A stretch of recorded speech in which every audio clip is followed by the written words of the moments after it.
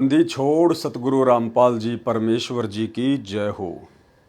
सत्साई भाई और बहनों, दया परमपिता परमेश्वर सारी सृष्टि के रचनहार सतगुरु रामपाल जी भगवान की, जिनके शुभ आशीर्वाद से, जिनकी विशेष कृपा दृष्टि से, जिनकी विशेष दया दृष्टि से आप और हम सभी साध संगति से जुड़े हुए सत्सेवक भाई बहन पूज्य गुरुदेव भगवान के कर कमलों द्वारा अनुवादित की गई, सरलार्थ की गई पुस्तक यथार्थ भक्ति बोध के ऊपर वीडियो के माध्यम से भक्ति मार्ग के गूढ़ रहस्यों को समझ रहे हैं।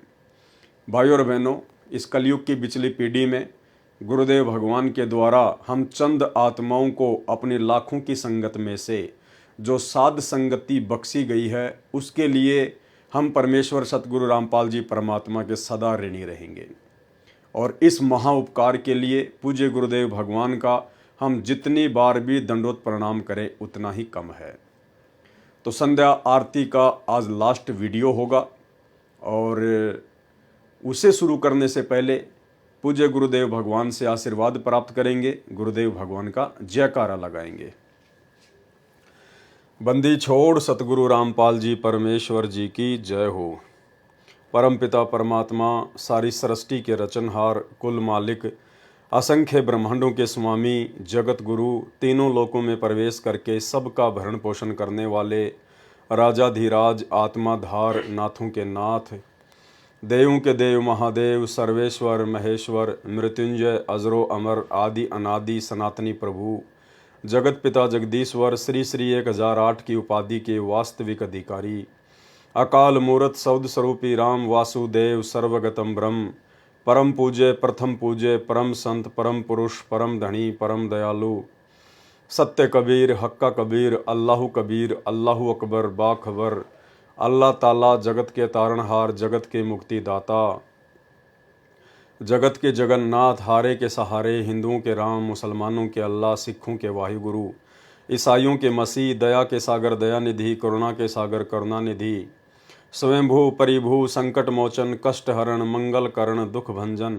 अविगत कबीर, निर्विकार निर्विषम परमात्मा, अलय अलेख सतगुरु, आदि अनादि सतगुरु, असली मर्यादा पुरुषोत्तम, असली राम, असली कृष्ण, असली घनश्याम, असली मुरारी, राजाओं के राजा, महाराजाओं के महाराजा, शहंशाहों के शहंशाह, सम्राटों के सम्राट, भगवानों के भगवान, अल्लाहों के अल्लाह, प्रभुओं के प्रभु, मसीहाओं के मसीह, सच्चे वाहिगुरु, बाबाओं के बाबा, पीरों के पीर, सेठों के सेठ, जगत सेठ, सावड़सा सेठ, सर्वगुण संपन्न, अनंत कोटि कलाओं के स्वामी, अनंत कोटि ब्रह्मांडों के नायक, योगियों में महायोगी, ध्यानियों में महाध्यानी, सिद्धों में परम सिद्ध, ज्ञानियों में तत्वज्ञानी, ब्रह्म ज्ञानी, महाज्ञानी, परम ज्ञानी, सर्वश्रेष्ठ ज्ञानी, विज्ञानी, युवा कबीर, समरथ कबीर, असमवात, अमित ओजा, सच्चे रहनुमा, करीम अल्लाह, सुभान अल्लाह, दुनिया के अंतिम पैगंबर, 8 सितंबर 1951 से गांव धनाना, जिला सोनीपत, हरियाणा, भारतवर्ष की पावन भूमि पे प्रकट रियल कल की भगवान श्री नारायण साकार हरि, बाबा साहेब, संत श्रोमणी सतगुरु रामपाल जी परमेश्वर जी के चरण कमल में साध संगति से जुड़े हुए देश विदेश से हम सभी सत्सेवक भाई बहनों का अनंत कोटि दंडोत प्रणाम। तो भाई और बहनों, गुरुदेव भगवान के आशीर्वाद से संध्या आरती का ये लास्ट वीडियो है और अब ये जो वाणियाँ हैं हम यहाँ से शुरू करेंगे। वाणी: कबीर गुरुजी तुम ना बिसरियो, लाख लोग मिल जाहीं, हमसे तुमको बहुत हैं पर तुमसे हमको नाही। यानी एक सच्चे भगत ने किस तरह से अपने गुरुदेव भगवान से विनती करनी चाहिए, उनसे आधीन होकर दासातन अपने अंदर धारण करके अपने पूज्य गुरुदेव भगवान को ही परमात्मा मानकर उनसे प्रार्थना स्तुति करनी चाहिए, ताकि परमेश्वर हमसे प्रसन्न हो और हमें वो इच्छित वस्तु तुरंत प्रदान करें जिसके लिए हम आत्माओं को भटकते भटकते असंख्य युग हो चुके हैं, यानी मोक्ष। और भाई और बहनों, सबसे पहली जो कंडीशन है मोक्ष प्राप्त करने की, गुरुदेव भगवान बार बार सत्संग में कहते हैं कि सबसे पहले आपने अपनी पिछली गलतियों को सुधारना पड़ेगा। पिछली गलतियां मतलब असंख्य युगों से हम पूज्य गुरुदेव भगवान की, कबीर परमात्मा की शरण में रहते हुए आ रहे हैं, लेकिन हर बार हम लोग एक ही गलती कर जाते हैं और वो गलती है उस वक्त वो कबीर परमात्मा जो सतगुरु रूप धारण करके आता है, गुरु रूप धारण करके आता है, अपने नूरी तेजपुंज वाले शरीर के ऊपर एक हल्का और कोट धारण करके आता है, हम इंसानों जैसा इंसान बन के आता है, एक आम व्यक्ति जैसी लीला करता है, हम उस वक्त उस पूर्ण परमेश्वर को सतगुरु रूप में ना पहचान कर हम किसी और को ही भगवान मानते रहते हैं, जिस कारण से असंख्य युगों से इस परमेश्वर की शरण में रहते रहते भी हम आज तक मोक्ष प्राप्त नहीं कर पाए। और वर्तमान में गुरुदेव ने सबसे पहले हमें यही बात समझाई कि जो गलती तुमने 650 साल पहले की थी वो गलती आज मत दोहराना। और 650 साल पहले सबसे बड़ी गलती थी गुरु को परमात्मा ना मानने की गलती। परमेश्वर ने बार बार अपने सत्संगों में हम समझाया। एक छोटा सा सत्संग आपको सुनाएंगे जिसमें परमेश्वर कह रहे हैं कि 650 साल पहले तुम्हें जो सुख हो रहे थे उस आधार से तुम केवल ऊपरी मन से, केवल जुबान से अपने गुरु को परमात्मा कहते थे कि हमारे गुरुजी तो परमात्मा आए हुए हैं, हमारे गुरुजी तो भगवान हैं।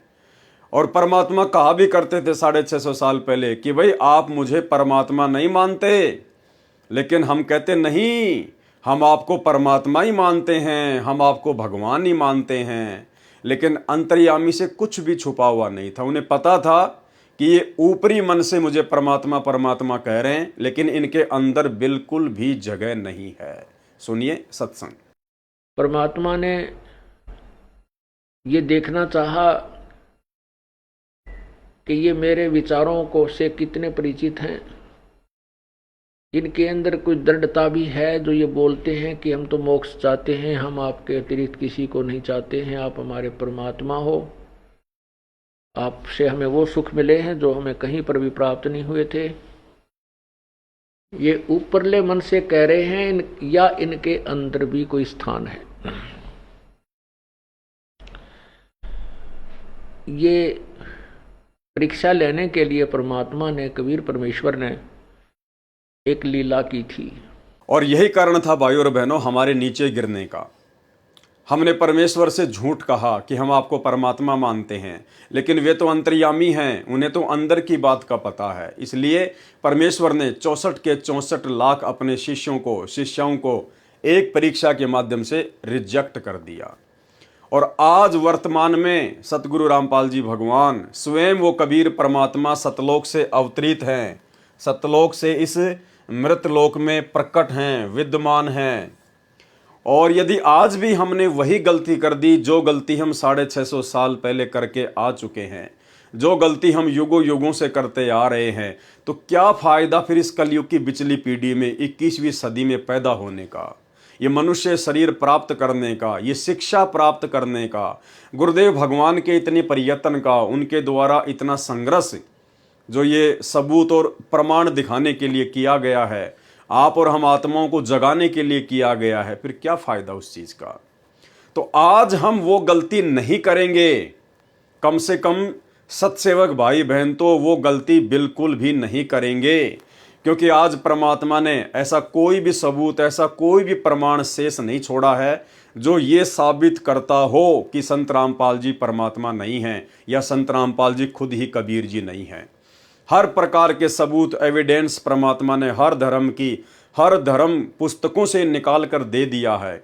और उससे ऊपर परमेश्वर के जो गुण होते हैं, कबीर परमात्मा के जो गुण होते हैं, कोडी को काया देना, निर्धन को माया देना, अंधे को आंख देना, बांझ को पुत्र देना, निर्धन को संपत्ति देना, आज सब कुछ परमेश्वर छप्पर फाड़ के दे रहे हैं, छप्पर फाड़ के। और उसके बावजूद भी यदि हम अपने गुरुदेव भगवान को कबीर परमेश्वर के रूप में नहीं देखेंगे तो धिक्कार है फिर आप और हमारे इस मानव जन्म को। तो कम से कम साध संगति से जुड़े हुए सत्सेवक भाई बहनों ने साध संगति के माध्यम से अपनी आत्मा को इतना मजबूत कर लिया है, इतना दृढ़ कर लिया है कि आज हम अपने गुरुदेव भगवान को इतना विश्वास दिलाने के काबिल हो चुके हैं, उन्हीं के आशीर्वाद से इतने लायक हो चुके हैं कि आज हम अपने गुरुदेव भगवान को नाराज नहीं करेंगे। क्योंकि एक सत्संग में गुरुदेव भगवान ने बताया कि बच्चों, जब से तुम सतलोक से विछुड़ के आए हो, उसी दिन से सतलोक से एक विमान प्रतिदिन तुम्हें लेने के लिए त्रिकुटी पर रोज आता है। लेकिन साथ में गुरुदेव ने यह भी बताया कि आज तक वो विमान खाली ही गया है। आज तक वो विमान खाली ही गया है। कोई भी उस विमान में बैठने के योग्य भगत नहीं हो पाया। तो भाई और बहनों, अब ये मोक्ष का प्राइम टाइम है, बिचली पीढ़ी है। परमात्मा ने कोई कसर बाकी नहीं छोड़ी है। अब यदि कोई कमी रहेगी, कोई कसर रहेगी, तो आप और हम भगत आत्माओं की अपनी खुद की अज्ञानता की रहेगी। इसलिए आज हम कम से कम गुरुदेव भगवान को नाराज ना करें।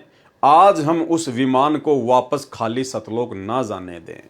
तो कम से कम साध संगति से जुड़े हुए भाई बहन तो इस कदर परमेश्वर जी के आशीर्वाद से लायक हो चुके हैं। और इसका सबसे बड़ा प्रमाण यही है कि हमने इस दाढ़ी मूंछ वाली कबीर जी की समझे जाने वाली काल्पनिक फोटो को परमात्मा मानने से इनकार कर दिया है। हजारों लाखों सत्सेवक भाई बहन हैं देश विदेश में। किसी के भी घर में आपको ये दाढ़ी मूंछ वाली कबीर जी की कही जाने वाली नकली फोटो नहीं मिलेगी। ना हम इसे अपने दरबार में रखते, ना हम इसे अपने घर पर रखते, ना हम इस फोटो वाला लॉकेट पहनते, ना हम इस नकली कबीर का जून के महीने में कबीर प्रकट दिवस मनाते, ना हमारी इसमें किसी प्रकार की कोई श्रद्धा और कोई आस्था है। हम सत्सेवकों की पूरी श्रद्धा, पूरी आस्था, पूरा समर्पण, पूरी लगन केवल ओरिजिनल कबीर सतगुरु रामपाल जी परमेश्वर जी के चरणों में है। तो आज हम कम से कम अपने गुरुदेव भगवान को यकीन दिला सकते हैं कि आज हम उनके साथ सतलोक जाने के काबिल हो रहे हैं। और यदि थोड़ी बहुत कोई कमी होगी तो उसको भी सतगुरु रामपाल जी परमेश्वर अपने आशीर्वाद से, अपनी भक्ति से, अपनी दया दृष्टि से हम सत्सेवकों की उन कमियों को भी पूरा करेंगे। हमें इतना विश्वास है। तो हमने अपने गुरुदेव भगवान को प्रसन्न करना है।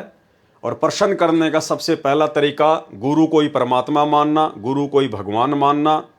और गुरु को भगवान माने बिना आप और हमारी बात बनेगी भी नहीं।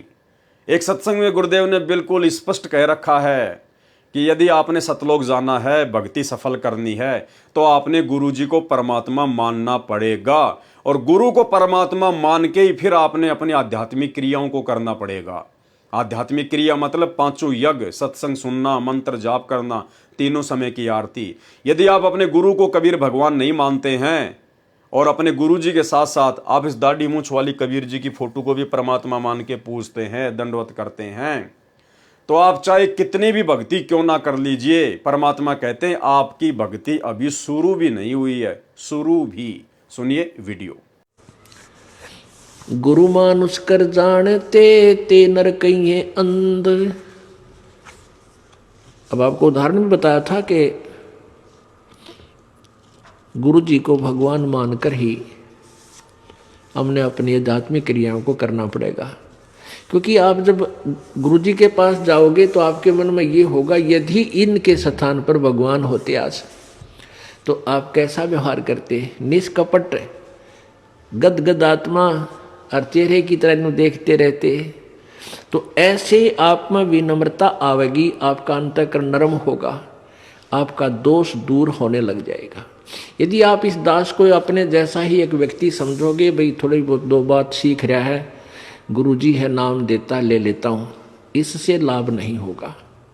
लाभ होगा तभी जब आपके हृदय में असीम श्रद्धा होगी इस दास के प्रति। एज ए गॉड आपने मानना पड़ेगा इस इक्वेशन को, इस प्रश्न को हल करने के लिए, जन्म और मृत्यु के इस प्रश्न से पीछा छुटवाने के लिए, हल को सोल्व करने के लिए प्रॉब्लम को आपने मानना पड़ेगा। ये रूल है ईश्वर का।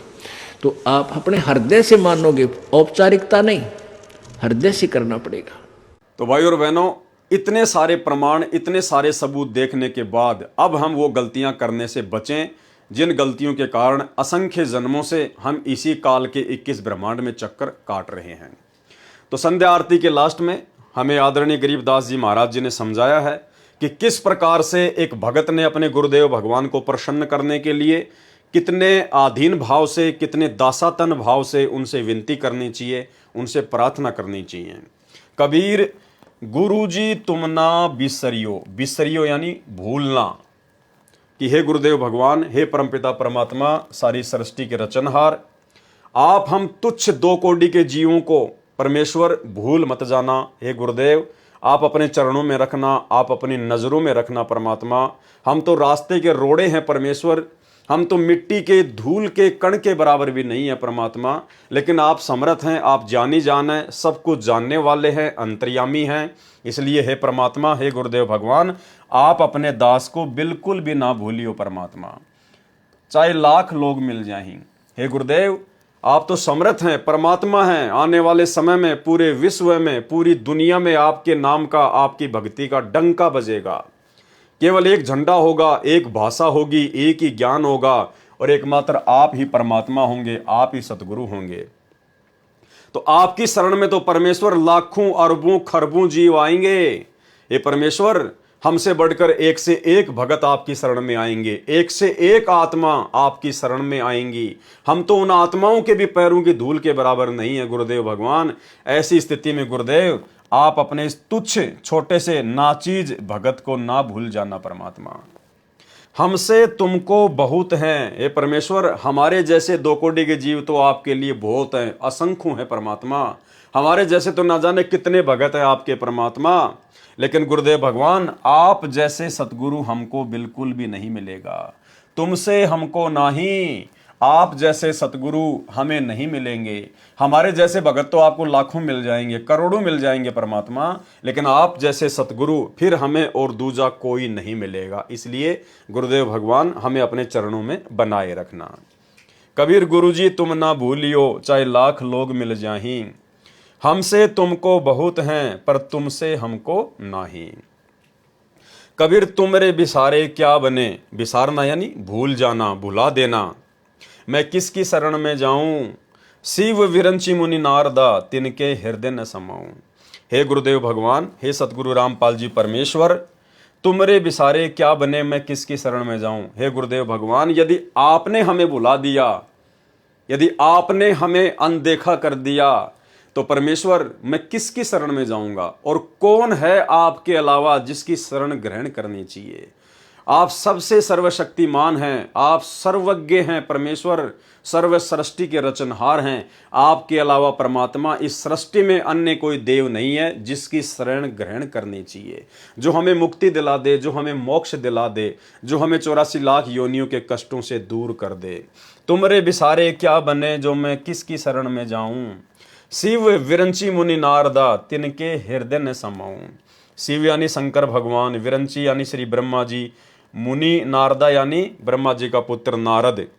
कहते हैं परमात्मा, आपने यदि हमें नीचे गिरा दिया, आपने यदि हमें भुला दिया, तो परमात्मा हम तो ना घर के रहेंगे ना घाट के रहेंगे गुरुदेव भगवान। क्योंकि आपकी भक्ति लेने के बाद हमने अन्य सभी देवी देवताओं की पूजा पाठ करना छोड़ दिया है।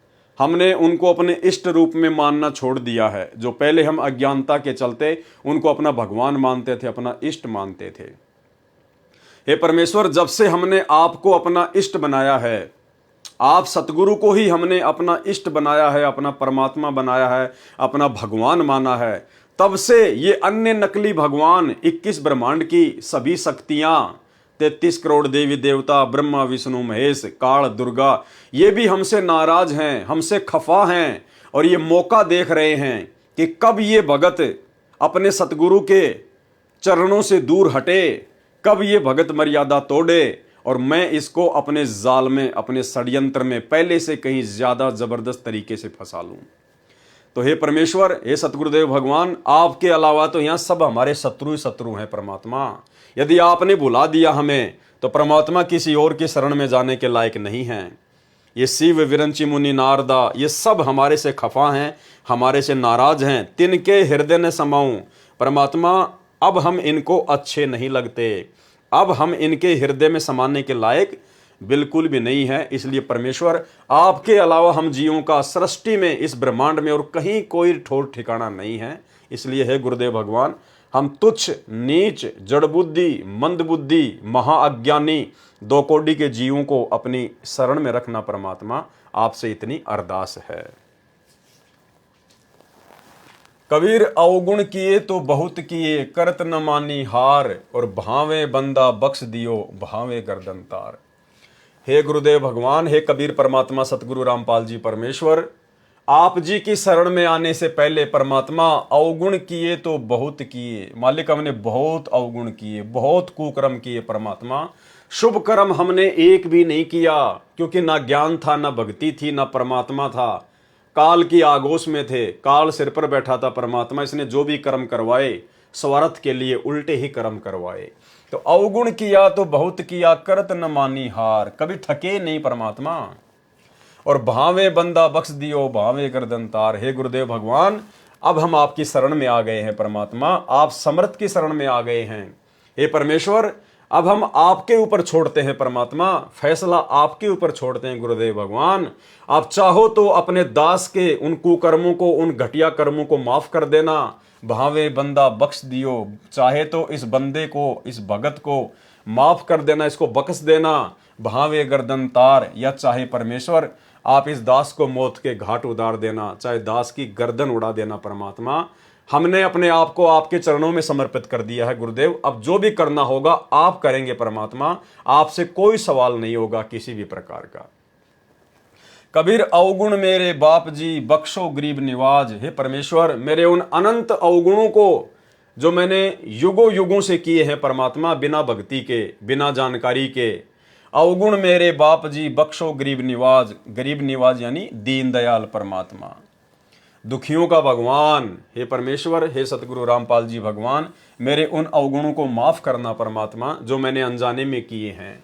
जो मैं पूत कपूत हूं, बहुर पिता को लाज। हे परमेश्वर, कहते हैं यदि बेटा, यदि कुपूत भी हो जाए, कुपात्र भी हो जाए, तो भी पिता को ही लाज होती है, पिता को फिर भी जो है शर्म होती है, पिता फिर भी माफ कर देता है। हे गुरुदेव भगवान, आप तो परम पिता हैं, आप तो आत्मा के पिता हैं। जब ये सांसारिक पिता जो खुद अवगुणी होता है, वो भी अपने पुत्र के अवगुणों को माफ कर देता है, बार बार विनती करने से, विनय करने से, तो आप तो आत्मा के पिता हैं। आप जी तो पूरी सृष्टि के पिता हैं, सबके उत्पत्ति करता हैं। आपसे बढ़कर कौन है परमेश्वर। हे गुरुदेव, हमारे उन अवगुणों को, मुझ नीच को कपूत समझकर माफ कर दीजिए परमेश्वर। कबीर मैं अपराधी जन्म का, नक्सिक भरे विकार, और तुम दाता दुख भंजना, मेरी करो संहार। हे गुरुदेव भगवान, हे सतगुरु रामपाल जी परमेश्वर, मैं तो जन्म जन्मांतरों से आपका अपराधी हूँ परमात्मा, क्योंकि शास्त्र विरुद्ध साधना करते रहने से मैंने हमेशा पाप ही किए हैं परमेश्वर। मैंने कोई अच्छा काम किया ही नहीं कभी। कबीर मैं अपराधी जन्म का, जन्म जन्म से अपराधी हूँ परमात्मा। जब से मैं सतलोक से आया हूँ इस काल के साथ, उसी समय से आपका अपराधी हूँ परमात्मा। मैंने उल्टे ही काम किए हैं। नख सिक भरे विकार, नख यानी नाखून से लेकर, सिख यानी चोटी से लेकर, नाखून से लेकर चोटी तक परमेश्वर, यानी मैंने सारे अवगुण ही अवगुण किए हैं परमात्मा। मैं तो विकारों से भरा पड़ा हूं परमेश्वर। नख सिक भरे विकार, नाखून से लेकर शिखा तक, चोटी तक विकारों से भरा हुआ हूं। और तुम दाता दुख भंजना, हे परमेश्वर, आप तो दुखों का भंजन करने वाले हैं, आप तो क्षमा की मूर्ति हैं। मेरी करो संभार परमात्मा, मुझ दास पर रहम करना गुरुदेव, मेरी संभाल रखना परमात्मा, मुझ दास को अपनी नजरों में रखना। कबीर अब कह जो सतगुरु मिले, सब दुख आंखों रोई, और चरणों ऊपर शीस धरूं, कहूं जो कहनी हुई। तो हमें तो सतगुरु मिल गए हैं, और अब मौका है हमारे पास में उन तमाम गलतियों की समायाचना करने का। जो भी कुछ अपने मन की बात हैं, जो हम युगों युगों से नहीं कह पा रहे थे, आज हम वो बातें अपने गुरुदेव से हम करेंगे, हम करते हैं। हम अपने गुरुदेव की चरण सेवा में बैठते हैं, अपने मन की बात करते हैं परमात्मा से। यानी जो भी हमने कुछ कहना है, अब हम अपने गुरुदेव भगवान से कहेंगे, अपने परमात्मा से कहेंगे, अपनी आत्मा के पति से कहेंगे अपने मन की बात। कबीर जैब कह सतगुरु मिले, सब दुख आंखों रोई, और चरणों ऊपर शीस धरूं, कहूं जो कहनी होई। कबीर साईं मिलेंगे, पूछेंगे कुशलात, और आदि अंत की सब कहूं अपने दिल की बात। यानी सेम ही भावार्थ है उस लाइन का, कि अब की बार जब मुझे गुरुदेव भगवान मिलेंगे, मेरा उनसे साक्षात्कार होगा, मेरी उनसे भेंट होगी, तो मैं अपने दिल की सारी बातें दिल खोलकर अपने गुरुदेव भगवान के सामने रखूंगा। क्योंकि और कोई है नहीं यहाँ पे आत्मा की सुनने वाला। आत्मा की पुकार सुनने वाला केवल एक परमात्मा है, कबीर देव। और आज वो कबीर परमात्मा सतगुरु रामपाल जी के रूप में धरती पर प्रकट हैं। तो अब हम अपने दिल की बात, अपनी आत्मा की बात, अपने मन की बात दिल खोलकर अपने गुरुदेव भगवान से करेंगे। कबीर अंतर्यामी एक तुम आत्म के आधार, और जो तुम छोड़ो हाथ तो मुझे कौन उतारे पार। हे गुरुदेव भगवान, हे कबीर परमेश्वर सतगुरु रामपाल जी, आप ही अंतर्यामी हैं परमात्मा, और कोई अंतर्यामी नहीं है, क्योंकि अंतर्यामी सृष्टि में केवल एक ही होता है, अन्य नहीं होता है। अंतर्यामी एक तुम आत्म के आधार, यहाँ पे भाई और बहनों तू शब्द है, अंतर्यामी एक तू, यानी अब हमें पता चल गया है कि हमारे पूज्य गुरुदेव भगवान एकमात्र सम्मान और आदर के हकदार हैं। इसलिए अपने गुरुदेव भगवान के लिए हम तू शब्द यूज नहीं कर सकते, हम यहाँ पर तुम कहेंगे। तुम कबीर अंतर्यामी एक तुम आत्म के आधार, यानी आप आत्मा के आधार हो परमात्मा, आप अंतर्यामी हो। ये आत्मा केवल आपके ऊपर आधारित है, इस आत्मा का कल्याण आप ही करवा सकते हो परमेश्वर। जो तुम छोड़ो हाथ तो मुझे कौन उतारे पार। हे गुरुदेव, यदि ऐसे में आपने भी हमारा साथ छोड़ दिया, हम तो हैं ही अवगुणी परमात्मा, हम तो हैं ही विकारी, इसलिए परमेश्वर आप दया करना। यदि आपने भी हमारा हाथ छोड़ दिया तो इस भवसागर में परमात्मा हमारा हाथ पकड़ने वाला और दूसरा कोई नहीं है, हमारे को यहाँ से पार उतारने वाला, 21 ब्रह्मांड से हमारी नैया को पार उतारने वाला, सतलोक भेजने वाला और कोई नहीं है। इसलिए परमेश्वर अपने दास पर, अपनी दासियों पर सदैव अपना प्यार भरा आशीर्वाद बनाए रखना। तो इस प्रकार से हमने अपने गुरुदेव भगवान से इन वाणियों के माध्यम से और बहुत ही आधीन भाव से हमने विनती करनी है। कबीर जी के दोहे का सरलार्थ परमेश्वर कबीर जी ने चित्रार्थ किया है कि भगत की कैसी श्रद्धा होनी चाहिए, भगत की अपने गुरु जी के प्रति ऐसी श्रद्धा होनी चाहिए। कैसी? शिष्य कहे कि हे गुरुदेव, आप जी हमारे को ना भुलाना, चाहे आपके लाख अनुयायी हो जाएं, क्योंकि हमारे जैसे शिष्य तो आपके बहुत हैं, परंतु हमारे को आप जैसा ज्ञान संपन्न गुरु पृथ्वी पर नहीं है। गुरु जी तुम ना बिसरियो, चाहे लाख लोग मिल जाहीं, और हमसे तुमको बहुत हैं, पर तुमसे हमको नहीं। कबीर तुमरे बिसारे क्या बने, मैं किसकी शरण में जाऊं, और शिव विरंची मुनि नारदा, इनके हृदय न समाऊं। यदि आप मुझे बिसर गए, भूल गए, तो मेरा क्या होगा, मैं किसकी शरण में जाऊंगा। यदि आप मुझे भूल गए तो मेरा क्या होगा, मैं किसकी शरण में जाऊं। आपका ज्ञान अन्य को सुनाता हूं कि केवल एक परमात्मा की भक्ति पूजा करो, अन्य देवताओं की पूजा मत करो। एक कै साधे सब सदें, सब साधे सब जाए, माली सींचे मूल को, फले फूले अघाए। जिस कारण से सब देवता, शिव विरंच यानी ब्रह्मा जी आदि तीनों देवताओं तथा नारद मुनि जी भी मुझसे खफा हैं, नाराज हैं, अप्रसन्न हैं। उनके हृदय में मेरे लिए स्थान नहीं है, उनको मैं एक आंख अच्छा नहीं लगता। इसलिए कृपा आप ना भूल जाना। हे गुरुदेव, आप हमें ना भुला देना। आप अपने दास को, अपनी दासियों को हमेशा अपनी नज़रों में रखना, अपना आशीर्वाद बना के रखना। अवगुण किए तो बहुत किए, करत न मानी हार, और भावे बंदा बख्श दियो, भावे गर्दन तार। हे परमेश्वर, अनगणित पाप कर दिए, कभी हार नहीं मानी। कभी हम कसाई बने, कभी हम राजा बने, राजा तो कसाई से भी ज़्यादा पाप कमाता है। हम जो एक किसानी का काम करते हैं, इसमें भी परमात्मा कहते हैं एक हड़ाई और 100 कसाई, इतना पाप खेती बाड़ी में होता है। तो आज से पहले जब हम परमात्मा की शरण में नहीं थे तो ये सारे पाप कर्म हमारे ऊपर लगते थे।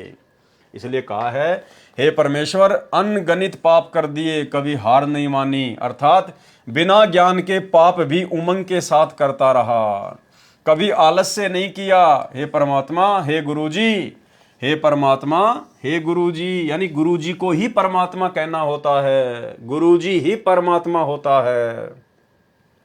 भाई और बहनों, ये बीच बीच में परमात्मा इस प्रकार से संकेत करते हैं। देखो, हे परमात्मा, फिर हे गुरुजी, यानी गुरु ही परमात्मा रूप में धरती पर प्रकट होते हैं। आज सतगुरु रामपाल जी स्वयं ही परमात्मा हैं, स्वयं ही ये कबीर देव हैं, और इसीलिए तो हमने इस दाढ़ी मूंछ वाली कबीर जी की नकली फोटो को परमात्मा मानना छोड़ दिया है। हे परमात्मा, हे गुरुजी, अब आपकी शरण में आ गया हूँ, चाहे इस बंदे, इस मनुष्य को, इस भगत को क्षमा करो, चाहे गर्दन उतार लो, परंतु रखियो अपनी शरण में। हे गुरुजी, आप मेरे ऊपर ऐसी मेहर दया करो जैसे पिता अपने पुत्र के सर्व अपराधों को क्षमा करता है। जो मैं पूत कपूत हूं, बहुर पिता को लाज। ऐसे ही गुरुदेव रूपी मेरे पिताजी मुझे क्षमा करो। हे गरीब निवाज, मेरे अवगुण बख्शो। यदि मैं अच्छा शिष्य नहीं हूं, यदि मैं कपूत हूं, तो आप पिता के तुल्य हैं। यदि आप मेरे पाप क्षमा नहीं करोगे तो पिता होने के नाते शर्म लगेगी। जो मैं पूत कपूत हूं, बहुर पिता को लाज। यदि आपकी शरण में आने के बाद भी आपने मेरे पाप कर्मों का सत्यानाश नहीं किया, मेरे उन अपराधों को क्षमा नहीं किया, मुझ नीच को नहीं बख्शा, तो एक पिता होने के नाते आपको शर्म लगेगी। बहुर पिता को लाज। तो ऐसे प्रार्थना करने से फिर गुरुदेव भगवान हम आत्माओं के ऊपर दया बख्शते हैं। हे गुरुदेव, तत्व ज्ञान ना होने के कारण मैं तो जन्म से ही गलतियां अपराध करता आ रहा हूं। मेरे में तो नख, पैर के नाखून से लेकर सिख यानी शिखा, सिर की चोटी तक विकार भरे पड़े हैं। अर्थात मैं तो पापों से सना पड़ा हूं, अर्थात पापों से भरा पड़ा हूं। हे दाता, आप तो दुख नाश करने वाले हो। मेरी ओर ध्यान दो, मेरी संभाल करो, मेरी केयर टेक करो गुरुदेव भगवान, मेरी संभाल करो। तत्व ज्ञान के पश्चात भगत की श्रद्धा ऐसी हो जाती है, भगत कहता है कि यदि अब की बार सतगुरु मिल गए, जय इब के सतगुरु मिले, सब दुख आंखों रोए, और चरणों ऊपर शीस धरूं, कहूं जो कहनी होए। अब की बार सतगुरु मिल गए तो अपना सर्व दुख रो रो कर बताऊंगा, चरणों के ऊपर सिर रखकर सर्व बातें करूंगा। परमेश्वर कबीर जी ने भगत की सच्ची श्रद्धा के लक्षण बताए हैं कि भगत कहता है कि साईं अर्थात गुरुदेव मिलेंगे, कबीर साईं मिलेंगे, पूछेंगे कुशलात, आदि अंत की सब कहूं अपने दिल की बात। कि साईं अर्थात गुरुदेव मिलेंगे। देखो साईं का मतलब क्या होता है? परमात्मा, भगवान, मालिक। और यहाँ गुरुदेव कह रहे हैं साईं अर्थात गुरुदेव, यानी वो गुरुदेव ही साईं है, गुरुदेव ही मालिक है, गुरुदेव ही परमात्मा है, कबीर है। कि साईं अर्थात गुरुदेव मिलेंगे, कुशल मंगल पूछेंगे, आदि अंत अर्थात शुरू से लेकर आखिर लास्ट तक की अपने दिल की सब बातें कहूंगा। हे गुरु भगवान, क्या कहा है? हे गुरु भगवान, यानी गुरु ही भगवान होता है। हे गुरु भगवान, आप तो अंतर्यामी हैं, अंतर्यामी एक तुम, आत्म के आधार, और एकमात्र आप ही आत्मा के सहारा हैं, आत्मा के आधार हैं। और जो तुम छोड़ो हाथ तो मुझे कौन उतारे पार। यदि आपने मेरा हाथ छोड़ दिया तो मुझे कोई पार नहीं कर सकता। आप इस भले बुरे दास दासी को चरणों से दूर मत करना, अपनी शरण में रखना। परमेश्वर कबीर जी के दोहों का सरलार्थ संपूर्ण हुआ। शब्द नंबर 5 ये लास्ट का है। मेरे गुरुदेव भगवान के सरलार्थ की आवश्यकता नहीं है, यह तो अपने आप ही सरल है। मेरे गुरुदेव भगवान दियो काट काल की फांसी। तो गुरुदेव भगवान ने जानबूझकर इस शब्द के सरलार्थ को अपने कर कमलों से नहीं लिखा, जानबूझ के छोड़ दिया परमात्मा ने। और कह रहे हैं कि ये तो अपने आप में बहुत सरल है, जबकि पूरी संध्या आरती में यदि सबसे कठिन कोई शब्द है, सबसे कठिन यदि कोई चौपाइयां हैं, तो मेरे गुरुदेव भगवान के सरलार्थ की हैं, जिनके अंदर परमात्मा ने लास्ट की 2 चौपाइयों में गहरा गूढ़ ज्ञान छुपा रखा है। अब भाई और बहनों, ये जो शब्द है मेरे गुरुदेव भगवान दियो काट काल की फांसी, ये कोई आदरणीय गरीबदास जी महाराज जी का लिखा हुआ नहीं है, ये कोई कबीर जी का लिखा हुआ नहीं है, किसी अन्य साधु संत महात्मा का लिखा हुआ नहीं है। ये स्वयं सतगुरु रामपाल जी परमेश्वर जी ने अपने कर कमलों से गुरु शिष्य परंपरा का निर्वाह करते हुए और अपने पूज्य गुरुदेव, अपने मुंह बोले पूज्य गुरुदेव, आदरणीय राम देवानंद जी के महिमा में लिखा है। क्योंकि 17 फरवरी 1988 को सतगुरु रामपाल जी ने गुरु शिष्य परंपरा का निर्वाह करते हुए जिस प्रकार 650 साल पहले इसी परमात्मा ने, जब ये कबीर नाम से आए थे, इन्होंने काशी के पंडित रामानंद जी को अपना मुंह बोला गुरु बनाया। दुनिया की नजरों में तो कबीर जी के गुरु पंडित रामानंद जी थे, लेकिन आध्यात्मिक दृष्टि से पंडित रामानंद जी के गुरु कबीर जी थे। तो आज वही परमात्मा धरती पर प्रकट है, वही कबीर धरती पर प्रकट है, सतगुरु रामपाल जी परमेश्वर जी के रूप में। तो लीला भी परमात्मा वही करेंगे, जाहिर सी बात है। अब आप और हमें तो बताएंगे नहीं, ना उन्होंने किसी को 650 साल पहले बताया। तो आज भी परमेश्वर सेम वही भूमिका, वही लीला कर रहे हैं। और 17 फरवरी 1988 के दिन आदरणीय राम देवानंद जी को अपना मुंह बोला गुरु बनाया। और ये बात दास आपको पूज्य गुरुदेव के कर कमलों से लिखी हुई एक अन्य पुस्तक जब जब भूल पड़े, जिसके ऊपर हमने 10 वीडियो बनाए थे, उनमें दास ने आपको स्पष्ट रूप से गुरुदेव भगवान के कर कमलों से लिखा हुआ दिखा भी दिया, जिसमें खुद आदरणीय राम देवानंद जी, जिनको हम अपना दादा गुरु जी कहते हैं, उन्होंने खुद संत रामपाल जी के सामने विनती करते हुए कहा था कि मैंने तो परमात्मा पा लिया और आपका पाना बड़ा मुश्किल हो गया, बड़ा दुर्लभ हो गया। खुद संत रामपाल जी से दादा गुरु जी विनती कर रहे हैं। और भी बहुत सारी जगह गुरुदेव भगवान ने संकेत छुपाए हुए हैं, जो हमने उस पुस्तक के अनुवाद के समय देखे, समझे और पढ़े। तो भाई और बहनों, ये जो शब्द है महिमा का, मेरे गुरुदेव भगवान दियो काट काल की फांसी, ये सतगुरु रामपाल जी परमेश्वर जी ने अपने मुंह बोले गुरु आदरणीय राम देवानंद जी की महिमा में लिखा है, गुरु शिष्य परंपरा का निर्वाह करते हुए। आप और हमें ये सिखाने के लिए, ये समझाने के लिए कि एक सच्चे भगत का अपने गुरुजी के प्रति कितना प्रेम होना चाहिए, गुरुजी के प्रति कितनी श्रद्धा होनी चाहिए, कितनी अगाध और अटूट श्रद्धा होनी चाहिए। तो गुरुदेव ने जानबूझकर आप और हमारी परीक्षा के लिए, आप और हम भक्तों की कॉमन सेंस को चेक करने के लिए जानबूझकर सतगुरु रामपाल जी परमेश्वर जी ने यहां पर यह लिखा है कि मेरे गुरुदेव भगवान के सरलार्थ की आवश्यकता नहीं है, यह तो अपने आप ही सरल है। भाई और बहनों, ये संध्या आरती हम करते हैं रोजाना। ये तीनों समय की आरतियां गुरुदेव ने भक्ति बोध पुस्तक में डालकर आप और हमें दी हुई है। किस लिए? अपने गुरुदेव भगवान की स्तुति के लिए, उनकी महिमा के लिए।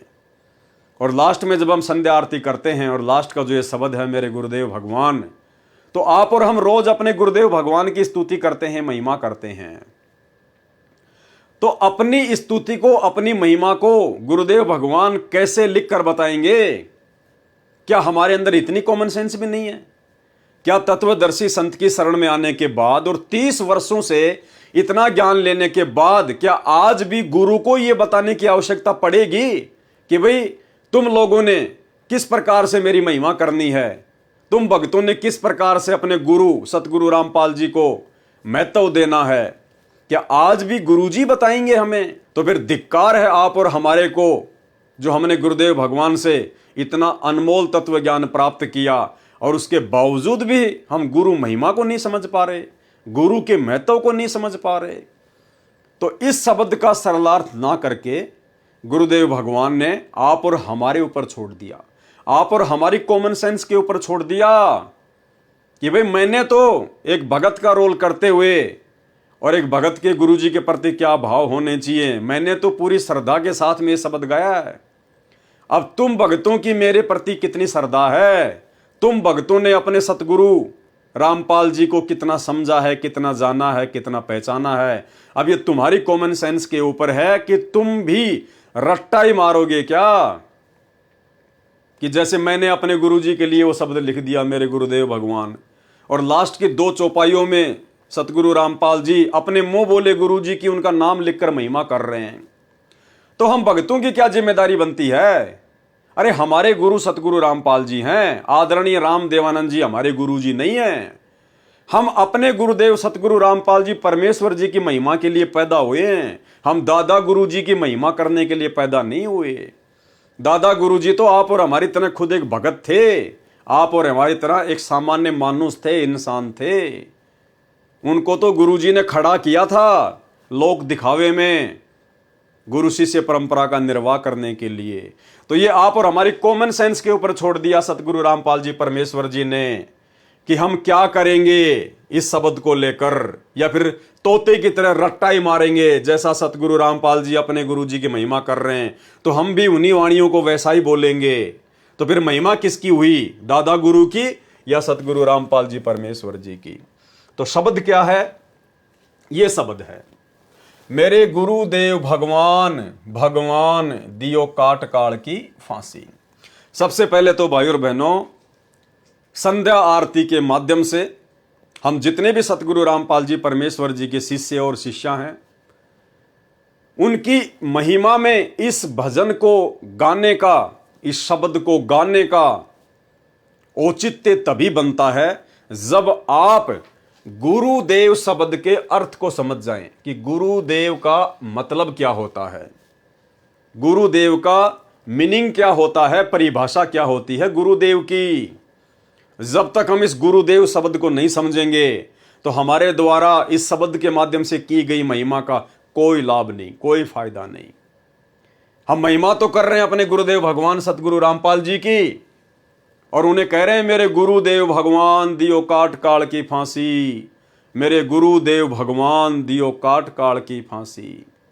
हम अपने गुरुदेव को भगवान भी कह रहे हैं, और एक बार नहीं 2 बार कह रहे हैं, और उसके बावजूद भी भगवान मान रहे हैं इस दाढ़ी मूंछ वाले कबीर जी की नकली फोटो को। परमात्मा मान रहे हैं, भगवान मान रहे हैं इस कबीर जी की नकली फोटो को। तो फिर क्या फिर आपने अपने गुरुदेव की महिमा की? क्या महिमा किया आपने? आप तो दोगला आचरण कर रहे हैं जो भक्ति मार्ग में नहीं चलता। तो सतगुरु रामपाल जी परमेश्वर जी ने गुरुदेव शब्द का क्या अर्थ बताया। गुरु देव, देव का अर्थ बताया परमात्मा, भगवान, मालिक। गुरुदेव यानी गुरु भगवान। उसके बावजूद भी परमात्मा ने 2 बार भगवान लिखा है ताकि हमारी आंखें खुलें, अन्यथा गुरुदेव शब्द ही काफी है गुरु को परमात्मा मानने के लिए। सुनिए गुरुदेव शब्द की परिभाषा। हरण कर लिया है तो फिर उसके विषय में बताते हैं, गुरु मानुष कर जानते ते नर कहिए अंध, ओवे दुखी संसार में आ गए यम के फंद।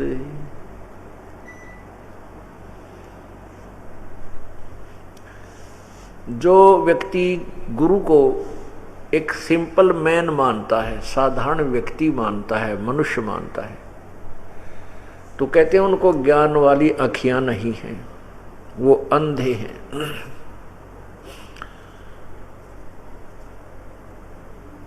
फिर वो कहते हैं उनको पूर्ण लाभ उस संत से नहीं मिलेगा। होवे दुखी संसार में, फिर आगे यम यानी काल के फंद, काल के जाल में वो फंसा रह जाएगा। गुरु मानुष कर जानते और करे चरणामृत को भी पान, ते नर नरक में जावेंगे भाई युग युग बने समान। गुरु आपने धारण भी कर रखा है और गुरु जी को आप वैसे साधारण व्यक्ति मान रहे हो, और फिर देखम देखा दूसरे चरणामृत बनाकर ग्रहण कर रहे हैं और वो भी ले रहा है, वो लोग दिखावा है, उससे लाभ नहीं होगा, अर्थात उसको परमात्मा की प्राप्ति नहीं होगी, मोक्ष नहीं होगा। अब प्रश्न उठता है, तो क्या गुरु भगवान होता है? वैसे तो भगवान राम, अल्लाह, खुदा, गॉड, स्वामी, मालिक, ये एक शक्ति बोधक शब्द होते हैं, उपमात्मक शब्द हैं। जैसे हम गुरुदेव कहते हैं, गुरुदेव का अर्थ होता है गुरु भगवान, गुरु मेरे गुरु मालिक, गुरु परमात्मा। देव का अर्थ ही परमात्मा होता है। तो भाइयों और बहनों समझ में आ गया होगा। उसके बाद मेरे गुरुदेव भगवान दियो काट काल की फांसी। हमने केवल अपने गुरुदेव भगवान से ही विनती करनी है, केवल उन्हीं से प्रार्थना करनी है। इस 21 ब्रह्मांड से ये जन्म मरण के रोग को समाप्त करवाने के लिए, ये जन्म मरण की फांसी को समाप्त करवाने के लिए, ये पशु पक्षियों की योनियों से सदा सदा के लिए मुक्ति प्राप्त करने के लिए हमने केवल अपने गुरुजी से ही प्रार्थना करनी है और किसी से कोई स्तुति, कोई प्रार्थना नहीं करनी है। हमने इस दाढ़ी मूंछ वाली कबीर जी की फोटो को भगवान मान के उनसे प्रार्थना नहीं करनी कि हे कबीर जी मेरी फांसी काटियो, 21 ब्रह्मांड से मेरा उद्धार करियो, मेरा मोक्ष करियो। ये जड़ है, ये मुर्दा फोटो है, ये ना चल सकती, ना बोल सकती, ना हिल सकती, ना डुल सकती, ना खा सकती, ना पी सकती, ना सत्संग सुना सकती, ना नाम दे सकती, ना आशीर्वाद दे सकती, कुछ नहीं कर सकती। ये केवल एक मुखौटा है, एक निर्जीव वस्तु है। सजीव जिंदा हमारे सामने है, सतगुरु रामपाल जी परमेश्वर जी हैं। हमने केवल इन्हीं से हर प्रकार की इच्छा, हर प्रकार की डिमांड, हर प्रकार की स्तुति, हर प्रकार की प्रार्थना केवल हमने अपने गुरुदेव भगवान से करनी है। अन्य किसी भी देव महादेव से, किसी भी शक्ति से हमने सौपन में भी कोई इच्छा जाहिर नहीं करनी है, क्योंकि सबसे बड़े परमात्मा, सबसे बड़े देव, सबसे बड़ी शक्ति है सतगुरु रामपाल जी। ये स्वयं सतलोक के राजा हैं, कबीर भगवान हैं। मेरे गुरुदेव भगवान दियो काट काल की फांसी, अवगुण किए घनेरे फिर भी भले बुरे हम थारे। यहां पर शब्द है तेरे। हम अपने गुरुदेव के लिए तेरे शब्द यूज नहीं कर सकते। तो राजस्थानी में थारे बोलते हैं, थारे यानी जैसे आप, इस प्रकार राजस्थान में बोलते हैं थारा, थारी, थारे। तो एक सम्मानजनक हो जाता है ये। अवगुण किए घनेरे फिर भी भले बुरे हम थारे। हे परमेश्वर, मैं तो हूं ही अवगुणी। मैंने तो जन्म से लेकर और वर्तमान समय तक और ना जाने पिछले जन्म जन्मांतरों में, जब मैं आपकी शरण में नहीं था, इस तत्व ज्ञान से परिचित था, हे परमेश्वर मैंने तो अवगुण ही किए हैं मालिक। गुण तो मैंने एक भी किया ही नहीं, अच्छा कर्म तो एक भी किया ही नहीं। हे परमात्मा, आज हमें ज्ञान हो गया, इसलिए अब हम जैसे भी हैं, हम भले थे या बुरे थे परमात्मा, लेकिन हम आपके हैं। हे गुरुदेव भगवान, हम आपके हैं। अवगुण किए घनेरे फिर भी भले बुरे हम थारे। दास को जान के निपट नादान, मोहे बख्श दियो अविनाशी। अब ये अविनाशी शब्द आया भाई और बहनों, अविनाशी। अविनाशी किसको कहते हैं? जिसका नाश करने में कोई भी सक्षम ना हो। अविनाशी, जिसका किसी भी देश काल और परिस्थिति में विनाश ना हो, जिसको काल ना खा सके, उसको कहते हैं अविनाशी। और महिमा किसकी कर रहे हैं हम? अपने गुरुदेव भगवान की। तो हमने अविनाशी शब्द ये किसके लिए यूज किया? अपने गुरुदेव भगवान के लिए, सतगुरु रामपाल जी परमेश्वर जी के लिए। तो कौन है सतगुरु रामपाल जी परमेश्वर? अविनाशी। तो अविनाशी मां के गर्भ से जन्म लेके आएगा क्या? अरे अविनाशी परमात्मा 8 सितंबर 1951 को मां के गर्भ से जेल में लिपट के आएगा क्या? ये कॉमन सेंस की बात है। और इसीलिए हम सत्सेवकों ने सतगुरु को अविनाशी मानकर 8 सितंबर को इनका प्रकट दिवस मनाना शुरू किया।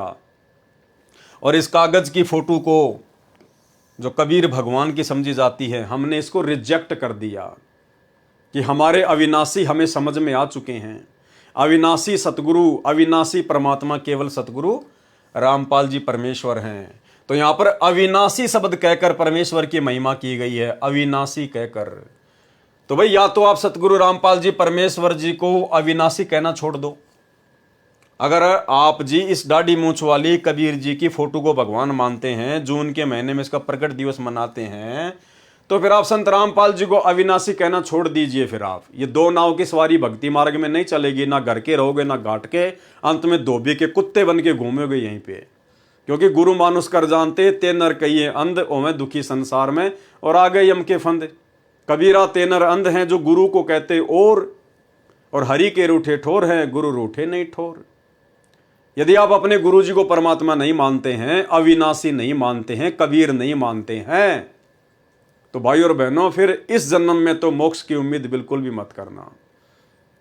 और अपने गुरुदेव को परमात्मा नाम मानने का सबसे पहला जो पॉइंट है वो यही है, यदि आप इस दाढ़ी मूंछ वाली कबीर जी की फोटो को परमात्मा मानते हैं, आप अपने घर पर इस फोटो को रखते हैं, अपने दरबार में इस फोटो को रखते हैं, इस फोटो के आगे यदि आप जोत जलाते हैं, दंडवत करते हैं, इस फोटो का लॉकेट पहनते हैं, तो अभी आपने अपने गुरु जी को परमात्मा नहीं माना।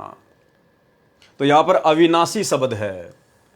अविनाशी शब्द केवल परमेश्वर के लिए यूज होता है, और परमात्मा पूरी सृष्टि में केवल एक ही है, दो या तीन नहीं है।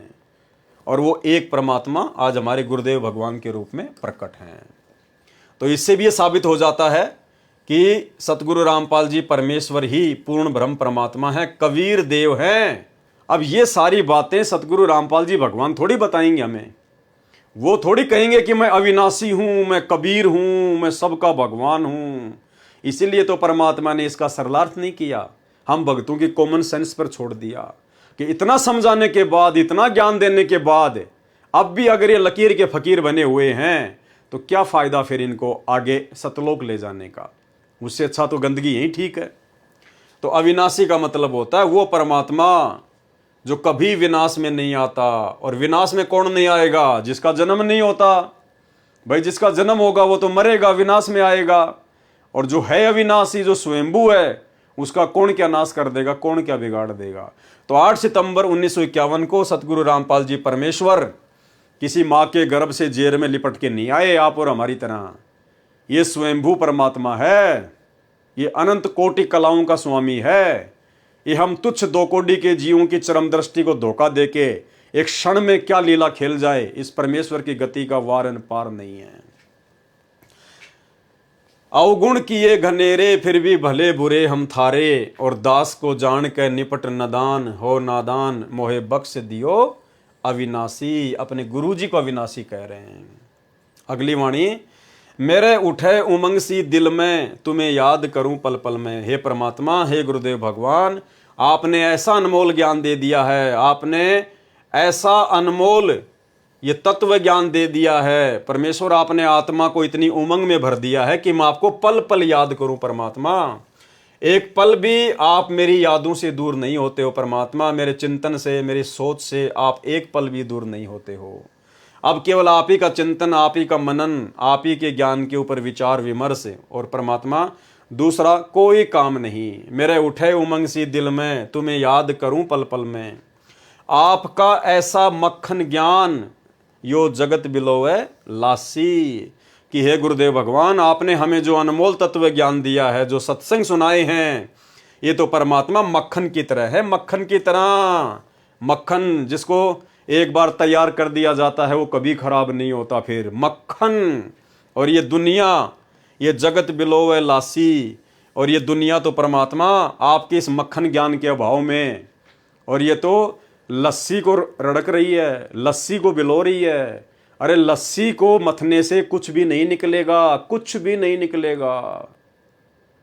मथ के मक्खन निकाल दिया। वो मक्खन ज्ञान तो है संत रामपाल जी का, जो सारे शास्त्रों का मंथन करके उन्होंने आप और हमें दे दिया, सार निकाल कर दे दिया। देसी घी है उनका तत्व ज्ञान। और ये दुनिया क्या कर रही है?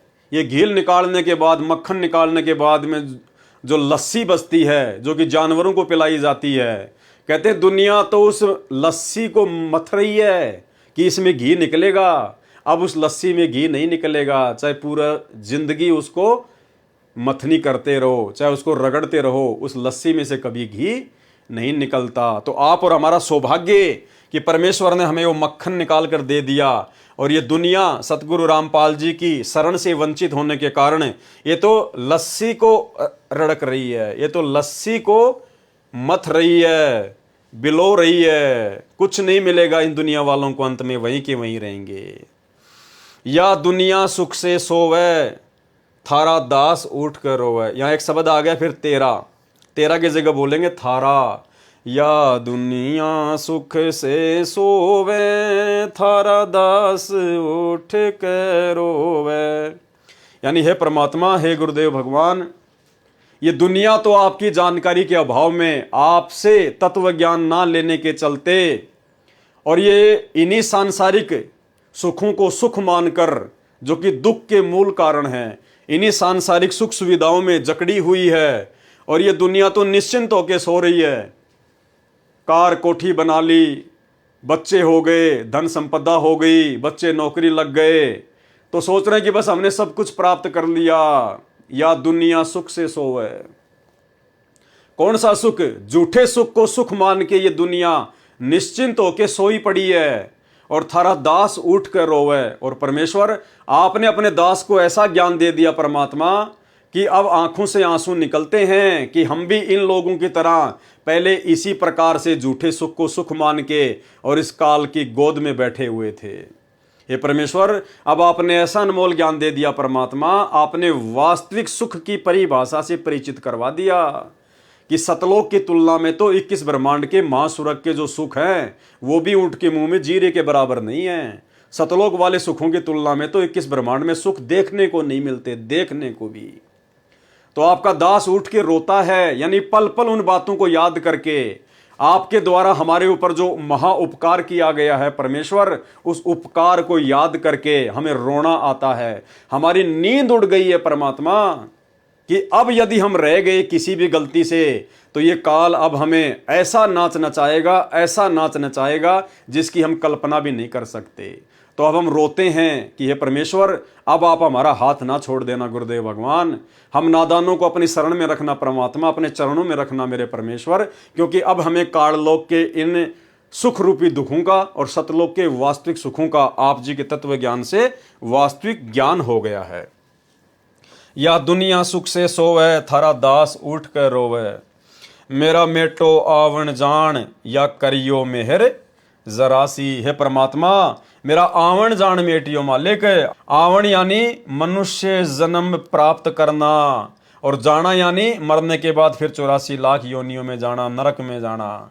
तो हे परमेश्वर, हे गुरुदेव भगवान, हे सारी सृष्टि के समर्थ परमात्मा सतगुरु रामपाल जी भगवान, मेरा मेटो आवण जान, मेरा ये आने और जाने का जो चक्कर है, जो काल ने मुझे फंसा रखा है परमेश्वर, आप इसको समाप्त करना, आप इसको मेटना। या करियो मेहर जरासी।